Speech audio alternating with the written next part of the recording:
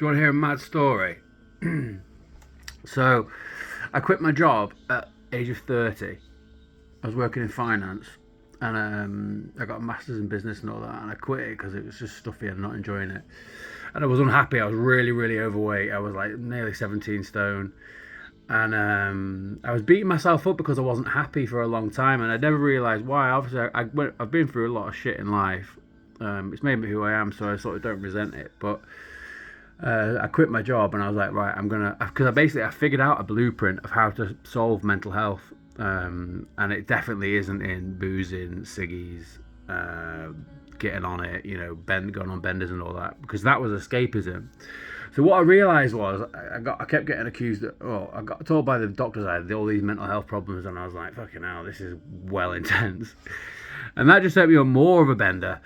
And then after about 6, 7, 8 years, whatever, of being labelled and unhappy and ballooning in weight, I was like, shit, I was 31 actually, because on my 30th birthday I was still getting bladdered.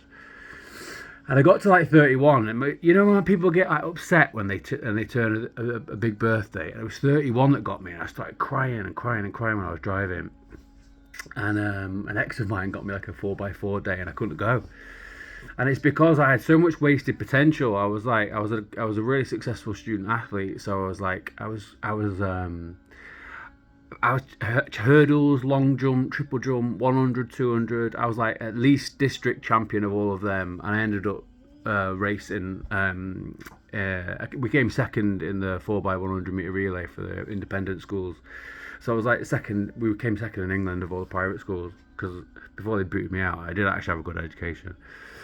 And so I got to 30, and I basically was like, right, shit, I need to sort myself out, because I could have been like a generational great rugby player, and I was like, fuck. So I basically went in search of answers, and I stopped drinking. I'm 6 years sober in August. I stopped drinking, and I quit my job, and my whole thing was just, I'm just going to focus on rugby. And I focused on rugby for like 3 years. I did nothing else, and I got so close. Basically, I was trying to be the oldest person to turn professional at rugby, and everyone told me it was impossible, and I was like, nah, because there's a Nelson Mandela quote that I really love. That's it always seems impossible until it's done, and because everyone was telling me it was impossible, I was like, yeah, watch this. And I sort of got very heavily into wellness and well-being and meditation and psychology and therapy and all that stuff. And because I noticed the benefits of healthy living, sobriety, sleeping well, eating well, and therapy, and talking about this stuff and getting it up and out, and figuring out about my shadow side, doing the shadow work, and figuring out basically what my drivers were, why I was doing the things that I was doing. And it's linked to childhood trauma and repressed emotions and all that kind of stuff that you can't really facilitate without having someone there to help facilitate it. So I was like, right, I'm going to retrain, I'm going to become a psychologist. And at the same time, I applied for the University of Exeter, because they basically have like the #1 rugby program in the world essentially, and it's basically a golden ticket to the pros. So I applied for the scholarship, just basically explaining like, I was like doing the hot and cold, I was doing the wellness, I was doing everything, and I was fully on it. Every day I was just training basically rugby. From the moment I went to bed, like 9, 10 o'clock, to the moment I woke up, it was just pure focus. Let's go after this, let's because I found out this blueprint of how to solve mental health. Well, mental health is actually more of a spiritual thing. The phrase that I've coined of how to explain it is that if you're having mental health things, your body's having a natural reaction to an extreme stimulus. And I was like, right, I want to show the world how to fix them, because so many people are struggling with mental health, and there's a huge stigma attached to it, and ultimately there shouldn't be, because as I say, your body's having a natural reaction to an extreme stimulus. Anyway, so I've done this 3 years. I lost all the weight. I got down to about 13 stone from about 17. I was in good shape. I was in good nick. I'd learned how to pass and all that. And then 2 weeks before I was due to start, I was in therapy, and I was doing this EMDR technique, and it's like trying to unblock subconscious, and you do tapping and all that. So I just get fully involved. If there's a thing, I'm like, yeah, let's try it. And 2 weeks before I was supposed to start at the University of Exeter, and they were going to make me. Basically, I applied for the scholarship. I didn't get the scholarship because of the content of it. I was national champion. I was like such a raw athlete, like naturally athletic. They were basically, we can't give you the scholarship, but we will put you on this pathway. And then, yeah, basically 2 weeks before, I had a repressed memory come up of something really, really bad that happened to me when I was a kid. And this is where the story gets madder. Basically, there was two guys that did it to me, and they were from the area that I live in. And one of them worked in the gym. They ended up working in the Aldi around the corner from me. So basically, I've been doing this thing for 3 years, right? I've got 2 weeks before the golden ticket to the pros. Everyone told me it was impossible. I'm 2 weeks before I start this pathway to the Exeter Chiefs. The coaching staff are in my emails. I'm having video calls with them. It's like, it's on, you know. It's like it's Donkey Kong. I've got my house sorted in Exeter. It was idyllic, like huge place with huge garden. It was like, I've done it because I went through loads of shit prior to that, and you know, I was in a really abusive relationship that I managed to get myself out of. And yeah, 2 weeks before, I had this memory come up. And it was obviously hit me for 6. I was like, I was done in. Like, how do you even process that? How can you go 32 years of living? Well, it was less than that because I happened when I was 7. And when not know this shit and have that affecting all of my previous behaviours and shit like that. It wasn't just that. There was loads. But that was obviously a big driver of why I was such a wild child, because obviously I'm fairly intelligent and I was a super athlete, and I should have already been a star. Like, I know that sounds a bit egotistical and vain, but it's what I wanted, and I was good. I was really good, and I never trained. So then when I did train, I was like, oh, yo, I'm going to be able to help loads of people. I'm going to live out my dream, and I'm going to turn it all around. And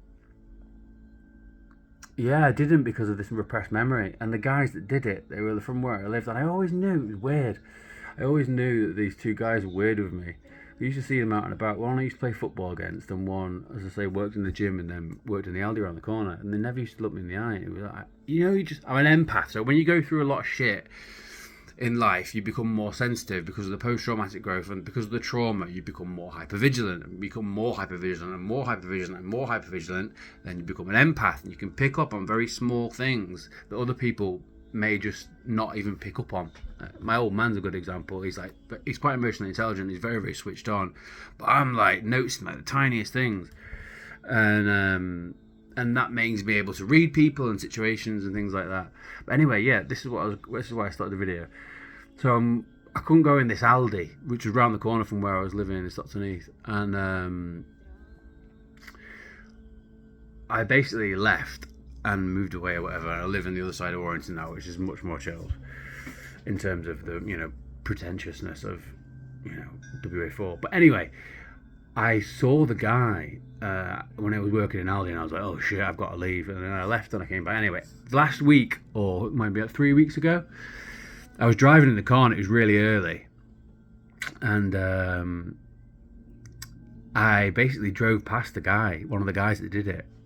And I'd never wanted to say anything to him when he was working in Aldi or whatever, because I was very much like, I don't know how I'm going to handle it. I don't trust myself to not be able to lose my temper, or, you know, cause, you know, get in trouble for causing a problem, a scene. But it was really early in the morning. I was taking the dog somewhere, and the roads were completely clear, and they drove past me, and I was like, that's fucking him. So I turned the car around, ragged it after him, and I sort of pulled in front of him at a T-junction, beeping my horn or whatever. And I got out of the car. I was like, you know, in life, like, you don't know how you're going to react to situations. And I always find myself, I kind of like am able to step back until it's the right time, which is kind of why I'm talking out about Palestine and stuff now. And yeah, I stopped the car, I got out, I blocked his car, I opened the door, and I was like, are you this person? Did you live at this place? And he was like, yeah.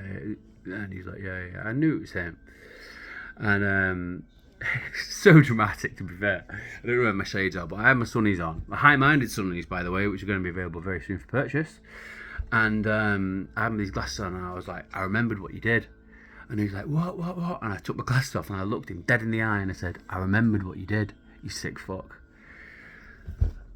And that was just like on a Sunday morning. or whatever. And it's just like, I don't know why I've had this sort of up and tumble roller coaster at life experience to learn lessons or whatever it is. But yeah, I got out and I told him, I remembered what he did, and I looked him dead in the eye, and I didn't hit him, I didn't, go overboard. There was nothing on the road, so it was like, it was safe to do what I did in practical terms. And yeah, I basically met my abuser and spoke to him and looked him in the eye. And I don't know the effect that had on my life. I got kicked out of a good private school. I self-sabotaged. I drank like a fish and smoked like a chimney, and I was getting on it like crazy for a long time. Affected my mental health, affected my relationships with people. I completely and utterly destroyed any solid foundation that I didn't have anyway, but the remote part of it did, that probably came from my dad's love, was just completely destroyed. And yeah, how mad is that? And I actually stopped the car, I got out and I spoke to him, and I looked him dead in the eye, and I told him I remembered what he did. I don't know, I just have learnt so many things over such a long time, and now I've got to the point where I'm just like, who cares? Like, if thousands and thousands of children are dying and you expect me not to say anything because you're brainwashed, or the system's brainwashing you into thinking that somehow Palestine's not important and these children are not important, they are. And until we all stand up, it's not going to stop, because it is filtering down from the top of the Zionists. They are satanic. It filters down. They abuse, brainwash, manipulate, mind fuck everyone to cause civil unrest, hurt children, drink their there's rumours that they drink their blood of children to stay young. They scare them, so they release this hormone, and that's when they kill them, because that's when the blood is most effective. Like, I know this conspiracy theory stuff is kind of like difficult for some people to get their heads around or whatever, but I even heard a US senator the other day saying the conspiracy theorists are like 37-0 up at the moment. And if you're interested in looking into how I got to this point, I would suggest looking at 9/11, Tower 7 that fell, that never got hit. I would suggest looking into the owners of the creators of the vaccine and how much they donated to the state-owned news channels in order to push the fear-mongering to then create the vaccine, which then basically causes infertility, it causes death, heart increases, and cardiac problems. Cardiac problems went up about 800% in the years following. In elite sportsmen, the cardiac problems, I can't remember the exact number, but it went up about 800% after the COVID vaccines. The injection with precious metals is causing infertility, and it's all because it suits these Zionist satanic agendas.